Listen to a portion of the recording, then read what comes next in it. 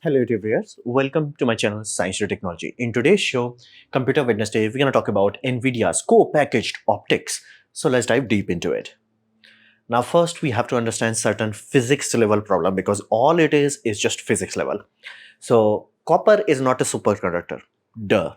And what does that mean if it's not a superconductor? Well, when you have a long trace of wire, let's just say PCB trace, something like this, they have what we call capacitor behavior, meaning they have parasitic capacitance.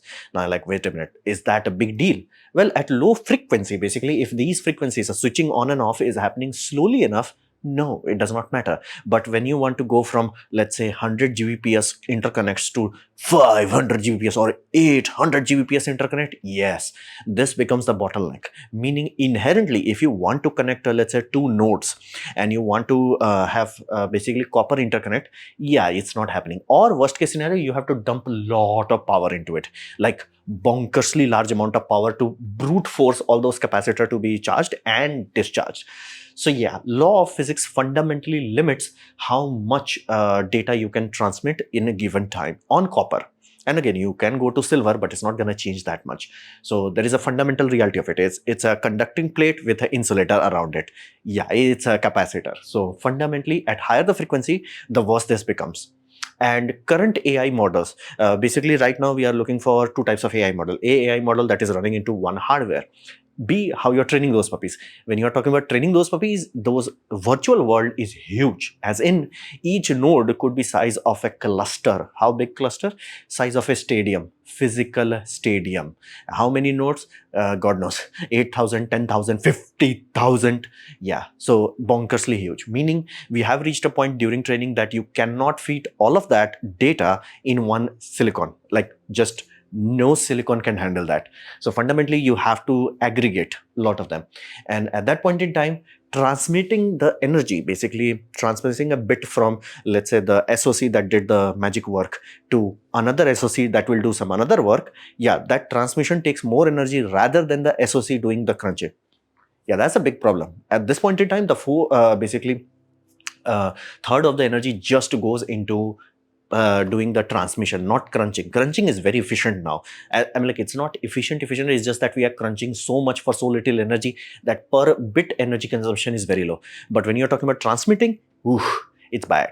Like, you can say we want to send a perfect square wave, but by the time it's going through the trace, it's getting cuffed because of capacitance loss and all that. And again, signal would be perfect. By the time it goes through some stuff, it will have noise and it will become something like this.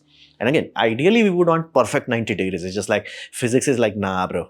Even though if you're looking at the MOSFET, let's just say you have a perfectly balanced MOSFET and that can just go put into that. Yeah, the signal by the time it's even in a PCB, if it's going from one end to another end, it will become blurry like this. So the eye diagram will become messy, so to say. So inherently, it's a limitation. A, you have to put too much energy to brute force it. And B, even if you can put too much energy, there is an upper limit how fast you can switch it. So there's a physics level limit, which we are hitting. And again, people had calculated that this would happen, but we have reached there now because of development in AI and the fact that people want nodes of an AI system to be on a separate hardware that requires a very quick communication. So any latency, any extra power draw becomes a very huge issue, limiting factor, so to say. So we jumped into optics. And again, right now we already use optics. If you're connecting two servers, you're not going to connect them via fiber, basically copper. It's just not fast enough. So you have to use copper, 800 Gbps copper only, fiber only, 1.2 Gbps, 1.5 terabytes per second. Yeah, all of those will happen only on fiber. Why is that? Well, fiber has some chill properties. One of those chill properties, it has no crosstalk, meaning if you have two fiber conductors, basically light paths, so to say, they can have random things going in and out. It does not care, meaning what is next to it, it does not matter. Like, it's just like no pit. But when you're talking about copper, it does matter. And again, for that reason, we have to have what we call matched pair, balanced signal, just to immunize it against noise. Optical does not care. Optical is chill. Optical does not care. Like, fundamentally, there is no parasitic capacitance. It does not matter whether you're transmitting it over 1 meter or 100 kilometer or 3,000 kilometer. It does not care. Meaning, on a fundamental physics level, it has much higher bandwidth. Meaning, if you can transmit hundreds of Gbps, 100 kilometer on copper, this will be terabytes of second for 1,000 kilometer. So on same energy, just based on the law of physics. And optical signal can be amplified without latency. This is the reason why we have reality as we know right now, because in late 90s the optical fiber is very ancient technology, but we had this issue is that if you're transmitting power, optical fiber was not 100% transparent to the wavelength. So by the time it reached around 100 kilometer, it was like too weak. So they received the signal, converted into electrical signal, and then retransmitted it with a much powerful system. But again, it had to go through conversion. So photon came in, photon got converted into electrical, electrical got boosted by the circuit, so circuit latency, then retransmitted. So it did work. That's how 90s basically undersea fiber worked, but it was limiting technology. Somebody came up with a magical idea known as fiber amplifier, aka yttrium doped optical fiber. Basically, you have a pump laser that is continuously on, but the moment a photon packet comes in, it gets amplified. So you can have like a minus 100 dB signal coming in and it will go out minus 10. Like it will boost up that much and no latency. There is no conversion. So this allowed us to now actually have hundreds of terabytes per second undersea fiber cable without too much use. That's the reason why we can transmit so much optical from A to B without worrying about it. Simply because once you have it in optical domain, boosting it is like, bruh, we got this. You must have seen people when they are building like very high frequency electronics or PCI Express, they have to have retimer chip because again, signal becomes drifted. Optical is like, bruh, we got this. Optical fibers is like, we got this, we good, we got this. As long as you have electricity, we good, we got this. So that's another core benefit.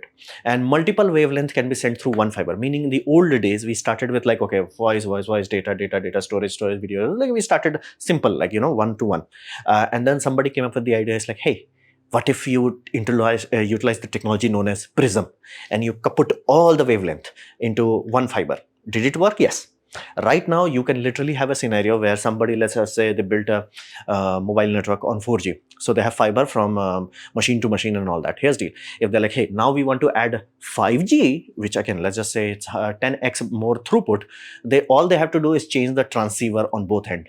Done. Go home. Fiber can like, bro, we do not care. We can carry as much as you want as long as transceiver and receiver basically can handle it.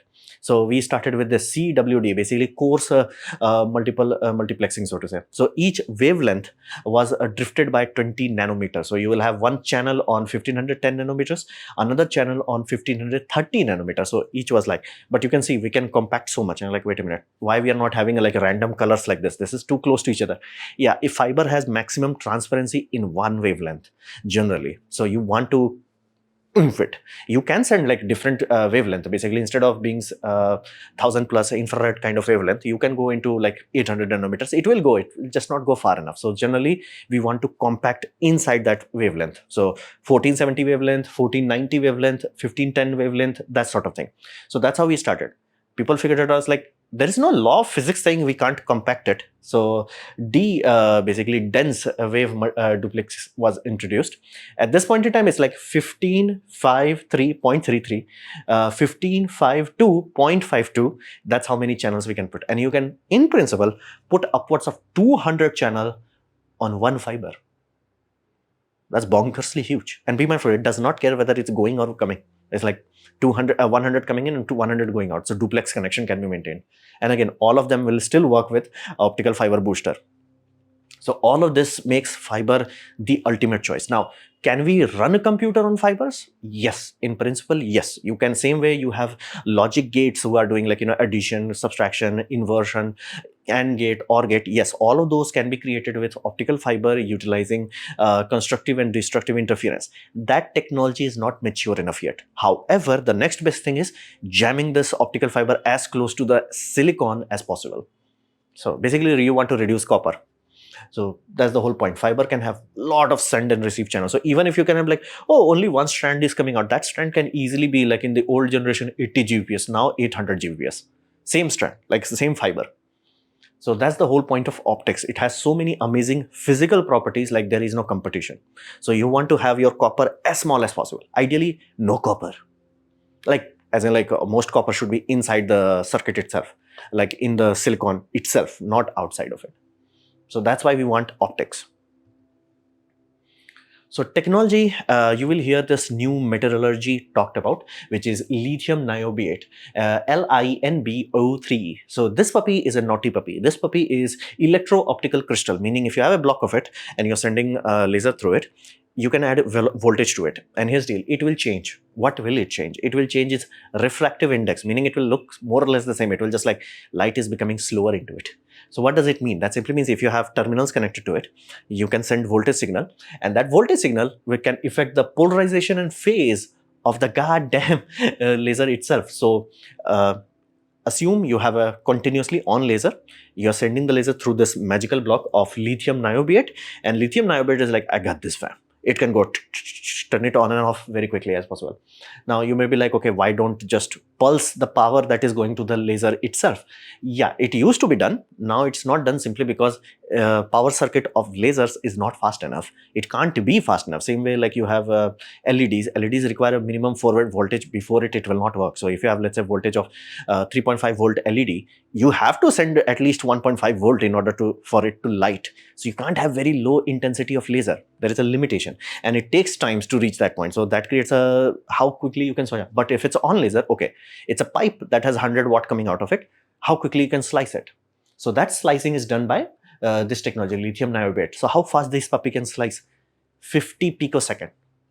That's not fast. That's horrifyingly fast. That's like, it can just like stop light. It's like, bruh, chill, bro, chill. And not to mention, because it has gradient to it, it allows us to do this puppy, which is 4 level of data transmission in one pulse, aka is the pulse 100%, that's one bit. If is the pulse 75%, another bit. Is the pulse 50%, another bit. If the pulse 25%, another bit. 0, another.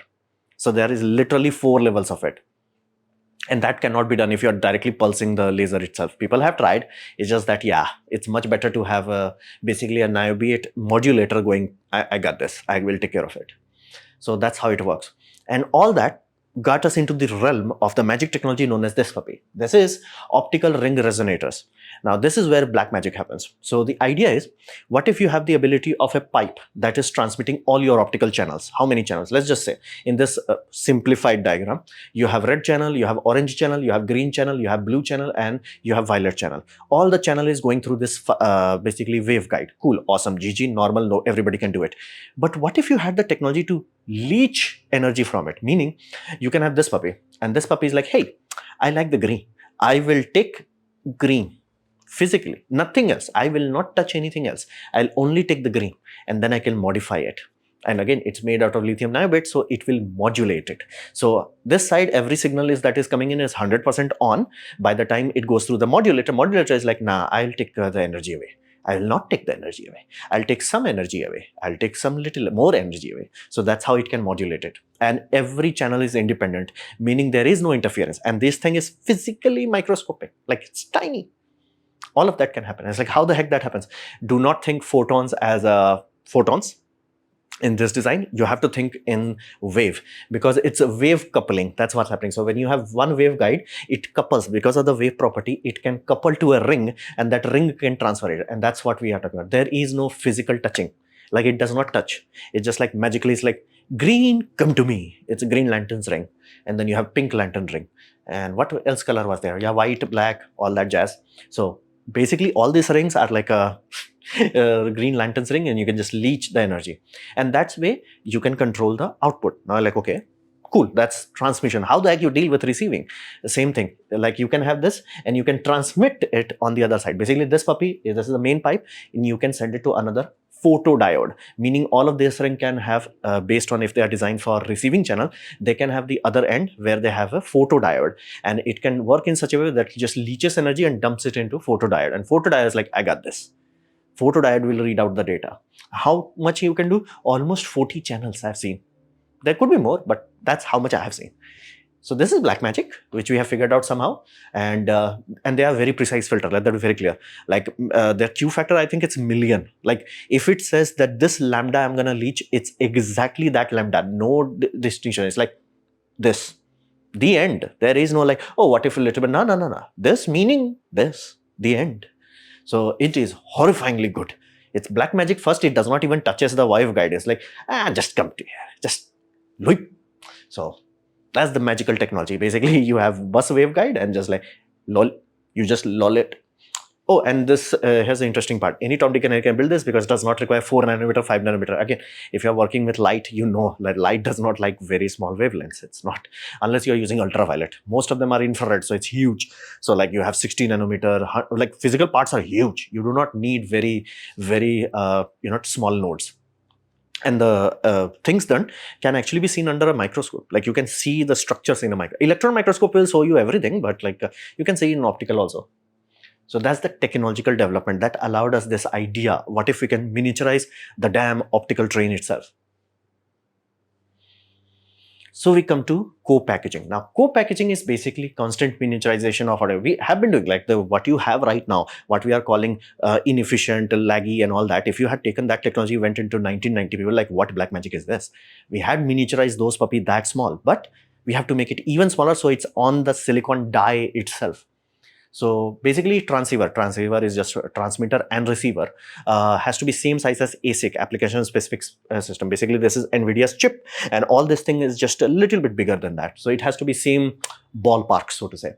And photodiodes has to be so close that there is no boosting required. There is almost negligible penalty to it. So it's like almost working. Here's the silicon, here's the photodiode, go. Just like go. You want it, basically copper interconnects to be very small, and that's the only way you can have very high switching. Otherwise, it's like it will take too much energy, or it will simply not go high enough, as in like in terms of frequency. So external modulated laser, that's the only ideal. So you can have a scenario where you have still a pluggable module and it has a laser diode in it that pumps the laser in. The ring oscillator, it just goes into and then it comes out. No, but here's the deal, it's very low energy. So you can have an amplifier that boosts it up, so you can go like, other stadium or other town if you want to. But again, none of that will add either too much heat or latency. So that's why we want to use that. So again, faster and cleaner modulation of power levels. And again, you want 4 power level modulation in one signal. So that cannot be done with power electronics. So, and waveguide, multiplexers, all of that has to be on the silicon itself. And that's what NVIDIA is showing, that they're zooming in into silicon substrate. That's how small these things are. They're like, bruh, here's a microscope. Let me zoom into it. Yeah. I have no idea what they were smoking when they were building this, but they were smoking something good.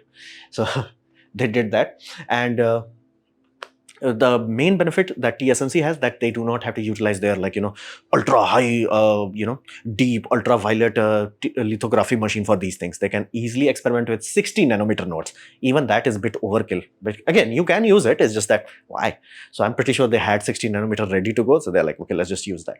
So, and what's the benefit, right? NVIDIA does all this hoopla. What the hell they got?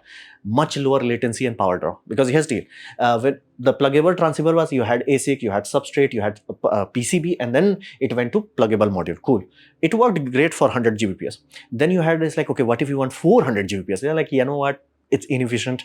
So what if you have silicon, ASIC, and then you have substrate, then you have PCB, but PCB itself has the laser diode. Like, would that make a big difference? Yes, at higher the frequency. So people went into that, what we call on-board optics. Then like, you know what if we put it on the substrate? Co-packaging optics, that we start. Now, what's the next level after that? Next level is optical IO, meaning the silicon itself is like dealing with all the laser thing. And again, eventually we should reach a point where if for at least networking, we can utilize the light itself doing all the things, addition, subtraction, binary addition and all. Can it be done? Yes, of course it can be done. Then why haven't we done it? Yeah, it's very, very huge. And again, we evolved everything for electricity. So we know how to deal with it. Photon is kind of new. It's like, okay, you want to do addition, subtraction. There are companies that are working on that, and it's hyper fast, meaning on principle, you can have an optical computer. It will be much bigger than silicon one. Let that be very clear. If you are like, hey, I want optical in my mobile phone, no, it will not fit. It will be huge. But it will be fast. How fast? Instead of gigahertz, it will be terahertz. So it will give you speed, but it will not give you size. Why it can't give you size? Because again, photon is huge. Wavelength is huge. So like 4 nanometer is like, bruh, 400 nanometer. Like that's how big the channels have to be. So that's the final stage of hyper fast networking system. We are not there yet. And I do expect that to take some while, but this is the next best thing we can do, is like have the optics on the silicon itself. That saves a lot of power and removes almost all the hassle, so to say. So what can we expect in the future? Well, reality is energy efficiency is the core limitation. First, there is no country where you can just go and it's like no country where it's just like, ta-da, I want to 5 gigawatts of power. It's like, no, just like, no. It's just like, no. Like, it's so big of a no that it would be cheaper for you to build your own nuclear power plant. So flat out, no. So power is a very big limiting factor, like very horrifyingly big limiting factor. And you must reduce the power draw, otherwise you simply can't make a bigger one, like flat out. And even if you're like, okay, what if I have the power? What if I build the nuclear reactors? It's like the problem would be how the heck you leach that much heat away. The more heat would be generated, the more energy you have to spend to leach the heat away so it does not melt. So there is a fundamental limitation. Ideally, you want the energy reduction to be done on a core level. So that's there. And neural network must go through all nodes. That's what we want. Like every GPU, let's say GPU number 1 and GPU number 50,000 is like, literally 3 kilometers away, optical fiber wise. It still should be at the same latency, at like latency of light.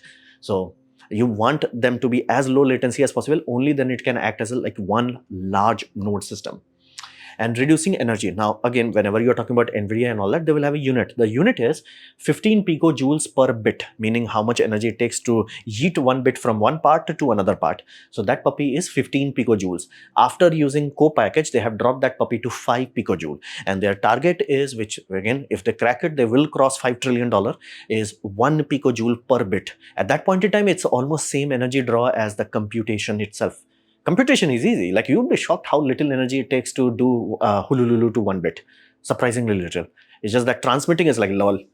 Transmitting takes more power. So they're like, yeah, we have reduced from 15 to 5. And that's why you will keep hearing the word 3x the power saving. 15 to 5. And what does that mean? For their box puppies, basically their servers, it went from power draw of 72 megawatt to 21 megawatt. That's magnificent. So that's awesome. And then you have to understand, mastery of this technology is the future, flat out.